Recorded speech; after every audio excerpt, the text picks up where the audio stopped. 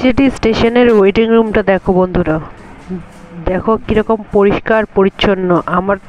আমরা ওয়েটিংয়ে বসে ওয়েট করছিলাম, কিন্তু ট্রেনের তো কোনো খবরই ছিল না।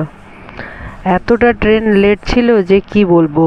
মহাকুম্ভের জন্য ট্রেন বহুত লেট ছিল, প্রতিটা মানুষ হয়রান হয়ে গেছে। আর আমার সোনা মা ঘুমাচ্ছে, ও আর কি করবে, বাচ্চা মানুষ, ঘুমিয়ে কাটিয়ে দিয়েছে।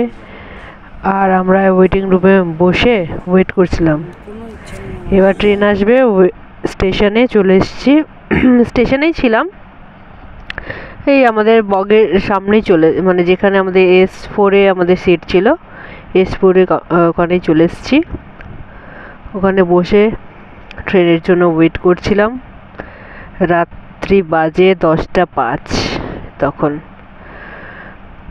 যাই হোক, সারা রাত ট্রেনের অভিজ্ঞতা দারুণ ছিল।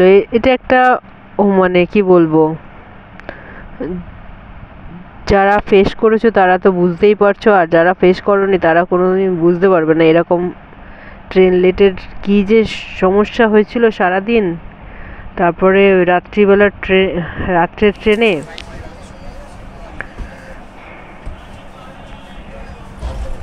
ওই দেখো তোমাদের দাদা ওই পাশে ঘুমাচ্ছে, আর আমার সিট এই পাশে ছিল।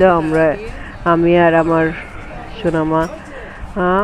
সোনামাও ঘুমাচ্ছে, এই দেখো। আর আমি বসে বসে কি করব, আর ভিডিও করে বেড়াচ্ছি। ওই যে আমার শাশুড়ি মা নিচে, আমার দিভাইও নিচে, কাকাইও নিচে ছিল, আমরা দুজনে উপরে উঠে গেছিলাম। কি অবস্থা, বহু প্রতীক্ষার পরে ট্রেনটা এসেছে। এবার বাড়ির দিকে রওনা দিচ্ছি।